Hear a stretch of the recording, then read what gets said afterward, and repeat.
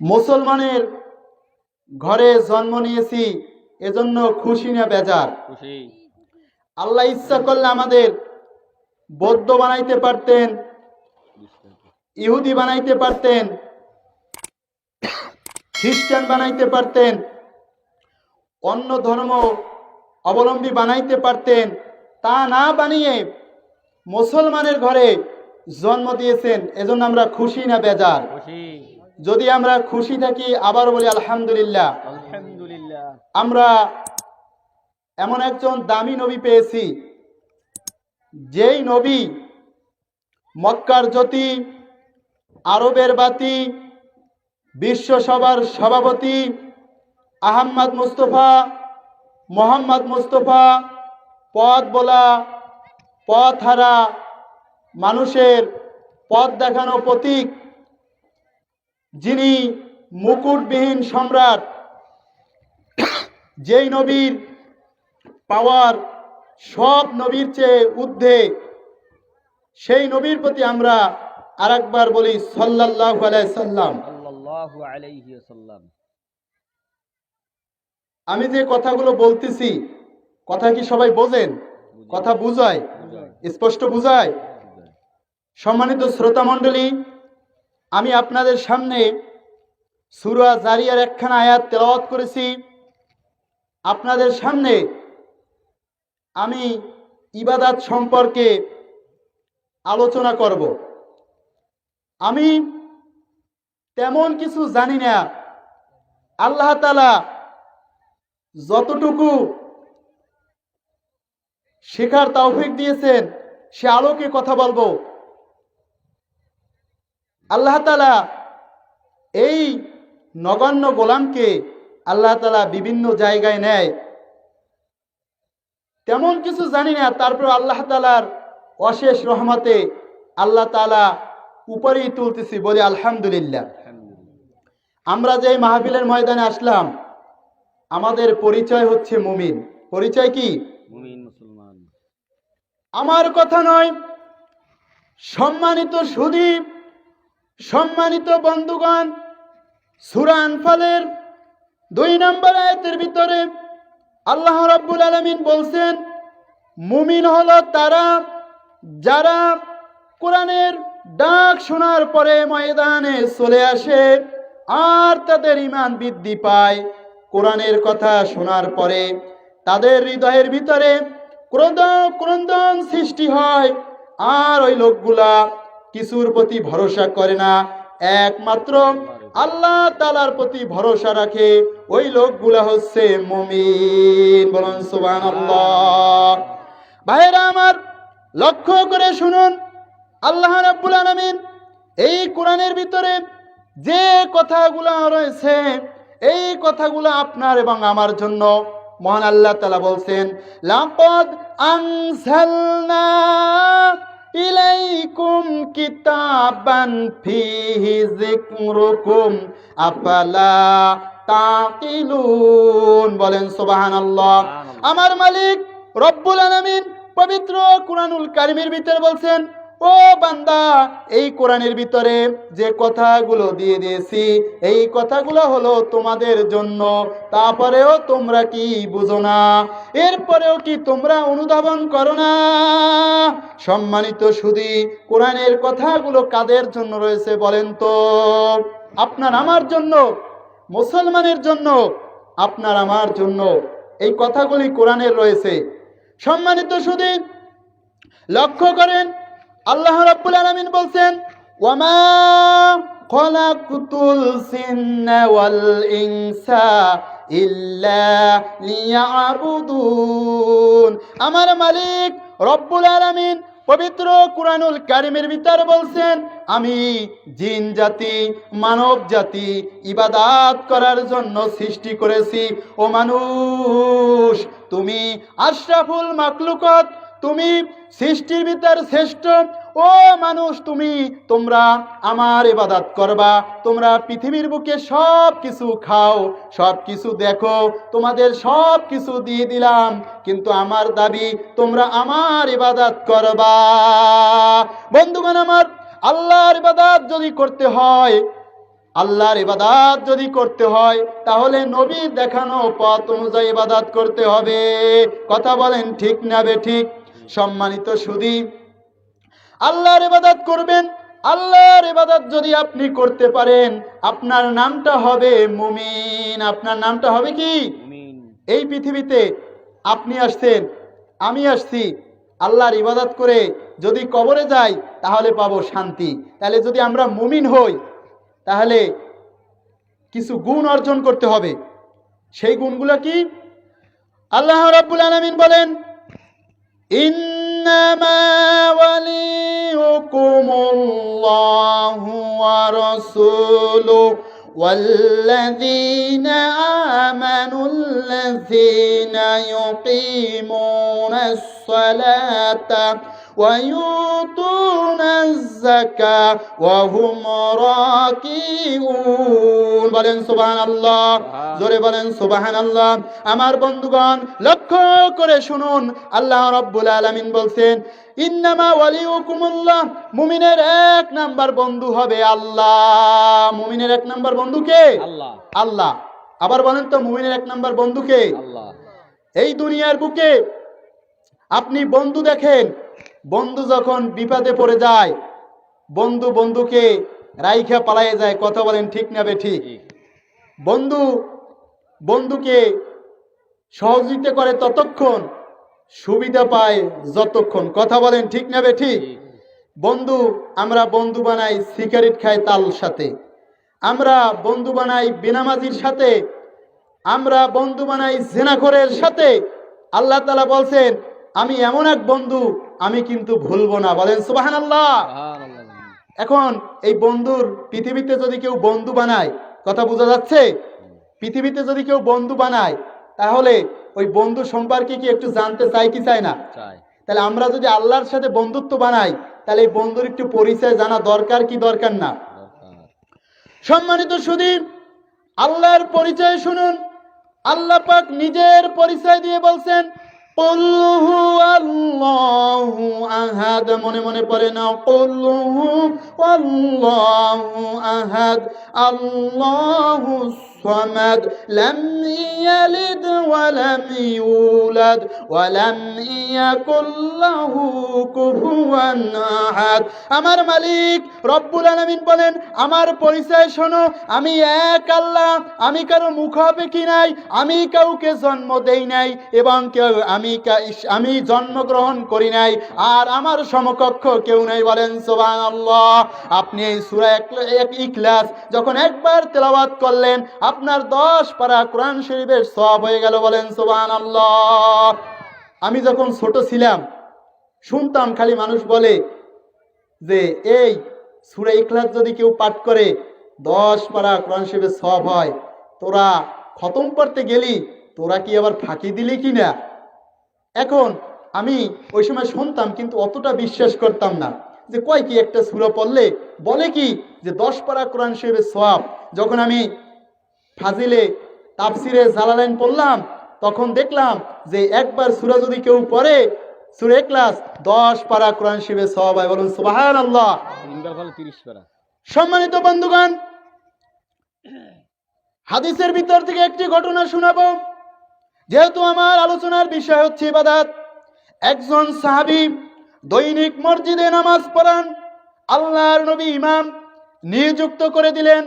আল্লাহর নবী বললেন, তোমাদের ইমাম হবে অমুক সাহাবী। অমুক সাহাবী যখন নামাজ পড়ান শুধুই সূরা ইখলাস পড়েন। অন্যান্য সাহাবীরা বললেন, আল্লাহর নবী, কি সাহাবী ইমাম ঠিক করে দিল যে শুধু সূরা ইখলাস পড়ে? এবার আল্লাহর নবীকে গিয়া বললেন, ইয়া রাসূলুল্লাহ, ইয়া হাবিবাল্লাহ, আপনি একজন ইমাম ঠিক করে দিলেন, সে শুধু সূরা ইখলাস পড়ে, এরপরে অন্য বড় বড় সূরা পড়ে। আল্লাহর নবী বলেন, তাকে ডাকো। আল্লাহর নবী যখন তাকে ডেকে নিল, বলেন সুবহানাল্লাহ। সাহাবীকে প্রশ্ন করলো, ও সাহাবী, তোমার নামে নালিশ এসেছে, তুমি নাকি প্রত্যেক দৈনিক সূরা ইখলাস পাঠ করো। তখন ওই সাহাবী বলল, ইয়া রাসূলুল্লাহ, ইয়া হাবিবাল্লাহ, সত্য সত্য সত্য। বলেন সুবহানাল্লাহ। বললেন সত্য, আমি দৈনিক সূরা ইখলাস পাঠ করি বটে, আমি দেখেছি সূরা ইখলাস পড়তে এত মজা লাগে, এত ইখলাসের প্রতি আমার ভালোবাসা, আমি দৈনিক সূরা ফাতিহার পরে অন্য সূরা ইখলাস পাঠ করি, এরপরে অন্যান্য সূরা পড়ি, এর ভিতরে যদি কারো কষ্ট লেগে থাকে আমি আর ইমামতি করতে চাই না। সম্মানিত সুধী, ওই লোকটা বলল যে আমি সূরা ইখলাস ইমামতি ছাড়তে রাজি, কিন্তু আমি সূরা ইখলাস বাদ দিতে চাই না। কিন্তু যে সাহাবীরা নালিশ করেছিলেন ওই সাহাবীরা বললেন যে হুজুর আমরা এই ইমাম বাদও দিতে চাই না। বলেন সুবহানাল্লাহ। দেখেন কত সুন্দর খেলা, যে সাহাবী বলতেছে, ইমাম বলতেছে আমি সূরা ইখলাস ছাড়বো না, আর যারা নালিশ করলো ইমামের বিরুদ্ধে সে বলল যে আমরা ইমাম বাদও দেব না, কিন্তু সূরা ইখলাসটা একটু পরিবর্তন করে পড়াইলে ভালো হয়। সাহাবী বললেন ইয়া রাসূলুল্লাহ, ইয়া হাবিবাল্লাহ, আমি সূরা ইখলাসে এত মজা পেয়েছি, আমি ইমামতি ছাড়তে রাজি, কিন্তু সূরা ইখলাস বাদ দিতে রাজি না। বলেন সুবহানাল্লাহ।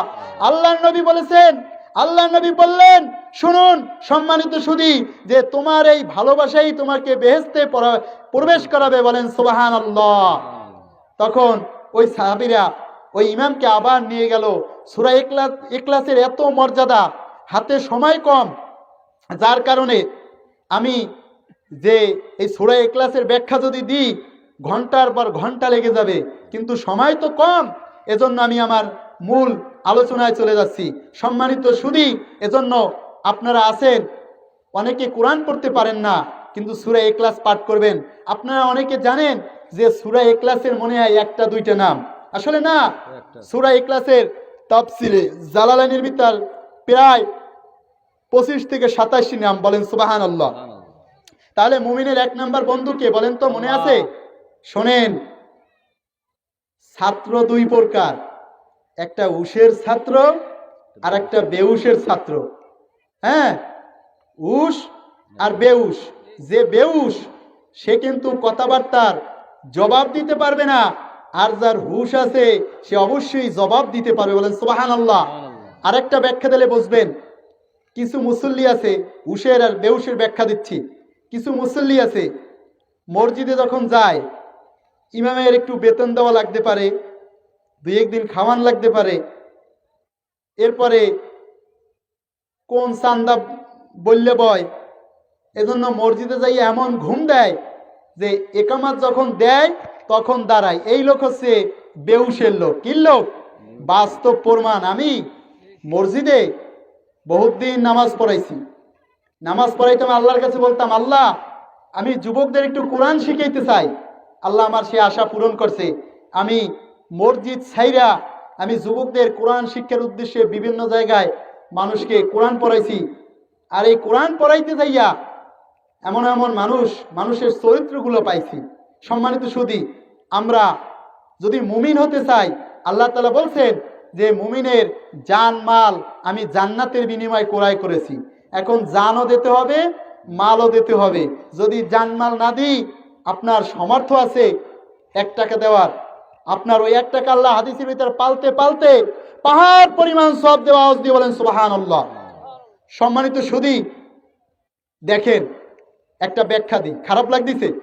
একটা ব্যাখ্যা দিই যে মানুষকে সম্পদ না থাকলেও ভালোবাসা যায়। বিশ্বাস করেন? সম্পদ না থাকলেও ভালোবাসা যায়। যেমন আমি ছোট সময় যখন মসজিদে নামাজ পড়াইতাম, একা একা খুব ভয় করতো। কি করতো বলেন তো? খুব ভয় করতো।